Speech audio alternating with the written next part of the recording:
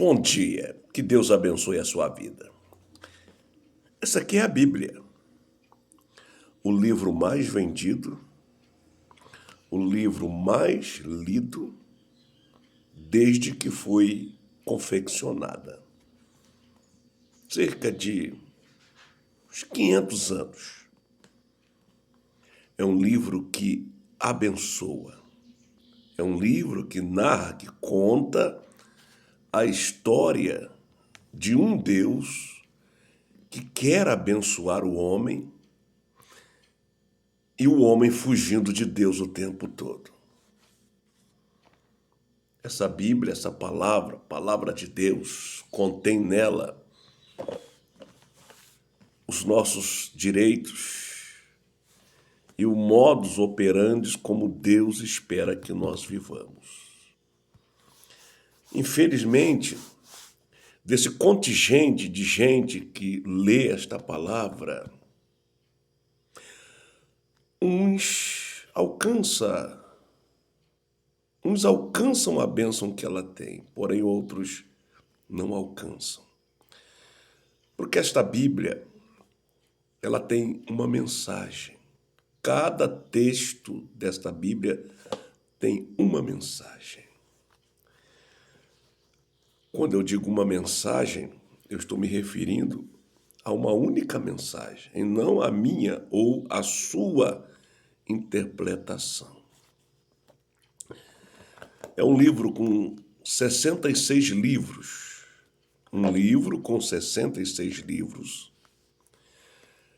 escrito por cerca de 40 autores, 40 homens, como nós, seres humanos, inspirados por Deus. Deus é o autor da Bíblia. Ele inspirou cerca de 40 homens, 40 seres humanos, num período de aproximadamente 1.600 anos, 16 séculos, é o tempo em que todo esse material foi construído.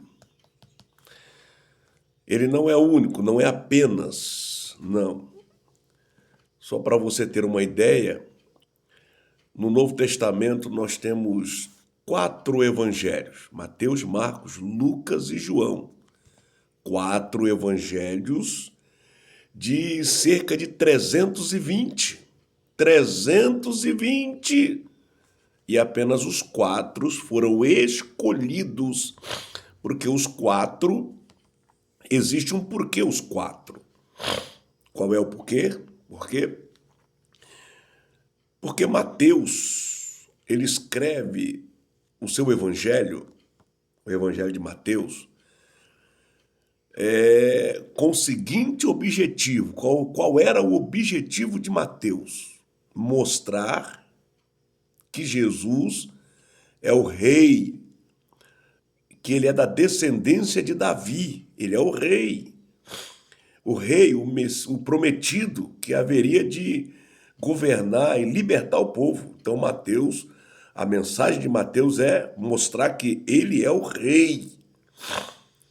Depois vem Marcos. Marcos, ele vai mostrar, o foco de Marcos é mostrar que Jesus é servo, é o servo que veio para servir.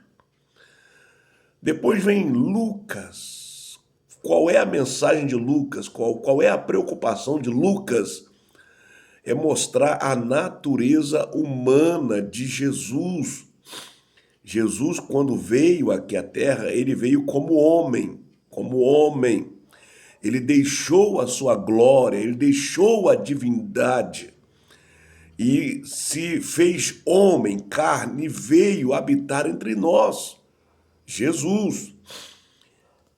E João vai se ocupar de mostrar que Jesus é o Filho de Deus. É o Filho de Deus, é o Verbo vivo, é o Verbo encarnado. Ele é a palavra, é o Logos que estava lá no início. E depois vem o Atos, depois vem 12 cartas, mais a carta que, na verdade, é uma homilia, uma pregação aos hebreus. Depois vem Tiago, depois vem Judas, depois vem João, Pedro, João e o Apocalipse. O Apocalipse tem uma particularidade, porque o Apocalipse ele não entrou na primeira Bíblia. Quando a Bíblia foi formada, o Apocalipse não entrou. 300 anos depois, o Apocalipse foi colocado, inserido. O próprio Martinho Lutero, que é o pai da Reforma, assim dizem, né? O Martinho Lutero não era a favor que se colocasse o Apocalipse. Não era a favor que se colocasse o Apocalipse. E se o Martinho Lutero era a favor que não colocasse, se o Martinho Lutero era contra colocar o Apocalipse, ele sabia mais do que eu. Então eu fico com o Martinho Lutero. É um livro complexo, que só tem criado confusões, né? Pelo menos 3 correntes teológicas existem por aí do Apocalipse, e nenhuma delas consegue dizer isso aqui é a verdade, apenas afirmam e falam com empolgação, não é verdade? Então, o Apocalipse é um livro inspirado, claro, inspirado, mas ele teve o seu tempo e tem o seu tempo, até porque a história é cíclica. Aconteceu, está acontecendo e vai acontecer. Muita coisa do Apocalipse a gente lê e vê que está acontecendo, Interessante é que milhares de pessoas têm a Bíblia na mão, lê a Bíblia, faz da Bíblia o seu livro de cabeceira, prega a Bíblia. O problema não está nisso, o problema está nas interpretações, na visão que se tem da Bíblia. E muitas delas distorcidas. Eu quero dizer para você nesse vídeo curto, nesta manhã, que este livro aqui, a Bíblia Sagrada, lido, compreendido a partir da sua verdade, eu costumo dizer o seguinte quando estou dando aula, quando estou ministrando, quando estou ensinando e quando estou pregando. Eu costumo ensinar o seguinte: quando você abrir a Bíblia para ler a Bíblia, deixe a Bíblia falar com você. Deixe a Bíblia dizer o que está escrito. Não entra para apenas confirmar o que você acha que sabe. O problema é que a maioria das pessoas, quando eles vão buscar um texto, olha só, quer ver, a Bíblia diz isto. Aí ele vai lá e lê aquele texto para confirmar a ideia dele. Esse é um dos maiores erros de quem usa a Bíblia para dar suporte, né, à ideia dele. Não, quando você ler a Bíblia, leia a Bíblia e deixa ela falar com você. Por exemplo, eu estou lendo, eu abri aqui, Mateus 7, verso 13, entrai pela porta estreita, porque larga é a porta e espaçoso o caminho que conduz à perdição, e muitos são os que entram por ela. E porque estreita é a porta e apertado é o caminho que leva à vida, e poucos há que a encontrem. Eu li esse texto aqui, eu posso aqui fazer uma exegese, tirar desse texto aqui algumas informações, mas exegese é exegese. O que me diz o que de fato está aqui, dizendo aqui o texto, o que o texto está falando, eu tenho que pegar a regra da hermenêutica, ler todo o texto e ver do que o texto está falando, o que está no todo o contexto, o que no mínimo o capítulo 7 está tratando. No mínimo, o capítulo 7 está tratando. O que ele está tratando? Ele está falando aqui, começa dizendo aqui o subtítulo aqui, que é a continuação do Sermão da Montanha, o hábito de julgar os outros. Olha, o hábito de julgar os outros, né? E você vai lendo até chegar aqui, pelo que você leu antes e leu depois, é que você vai entender o que esse texto aqui do versículo 13 ao 14 está dizendo. Essa é a interpretação real e verdadeira do texto, dessa forma aqui. Agora, na exegese, eu posso tirar daqui, por exemplo, eu posso tirar que entrar pela porta estreita, aí eu estou tirando, tá?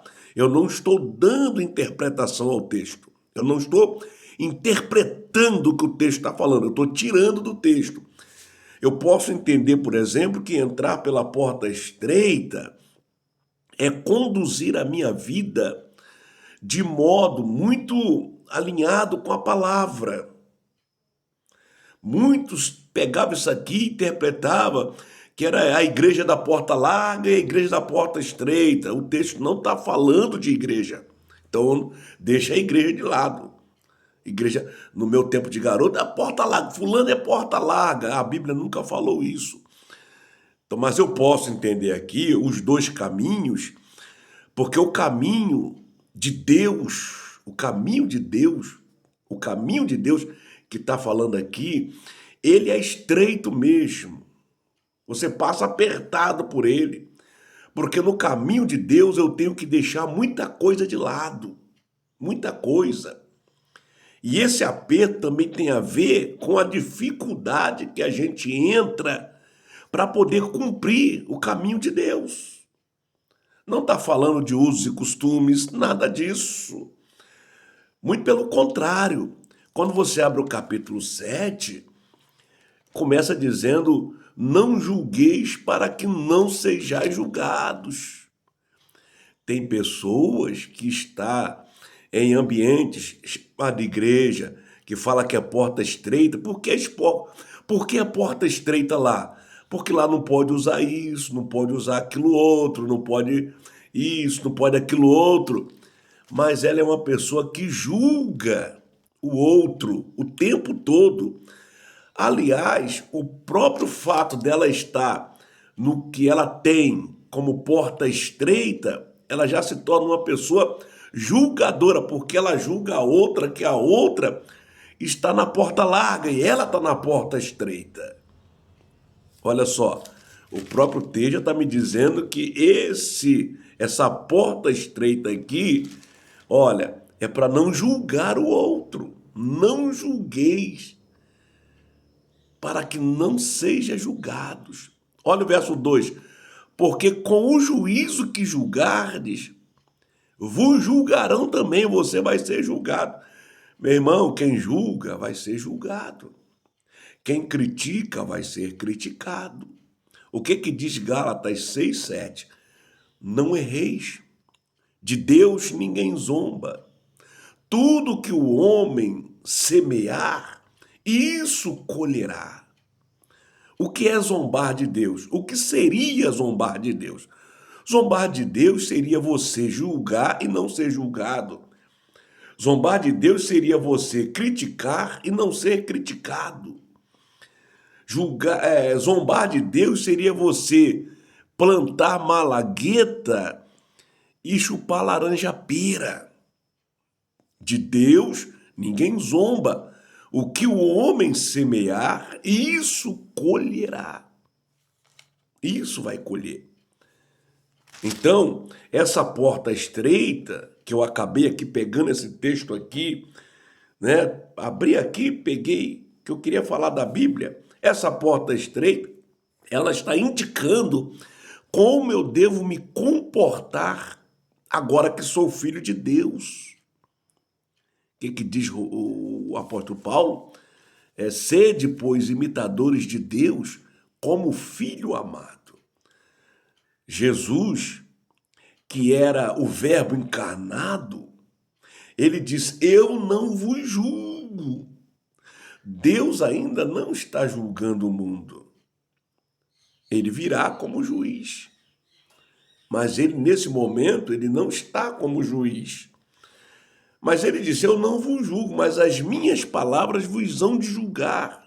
Ou seja, está entrelaçado lá com o não erreis, de Deus ninguém zomba, o que o homem semear, escolherá, e está aqui, ó, porque com o juízo com que julgardes, sereis julgados, e com a medida com que medires os outros, você será medido. É a lei da semeadura, é a lei do retorno, ela é implacável e não tem como fugir dela. Sabe por que você passa muita coisa ruim na vida? É porque você semeia coisa ruim. Ah, mas estão falando de mim. Você fala dos outros. Ah, mas estão me criticando. Você critica os outros. Ah, levantaram uma calúnia de mim. Ah, você também levanta a calúnia dos outros. Você tem que colher o que você plantou. Agora, ah, mas eu não faço nada disso. Se você não faz nada disso, parabéns. Parabéns. E olha, continue não fazendo. Porque quem vai colher é o outro. O que ele está falando de você, ele vai colher. Agora, se você faz, você está colhendo. Você está colhendo. Fico com esta palavra, não vou me alongar, mas essa palavra aqui, ela é, como eu disse, deixa ela falar com você. Deus abençoe a sua vida, em nome de Jesus. Amém.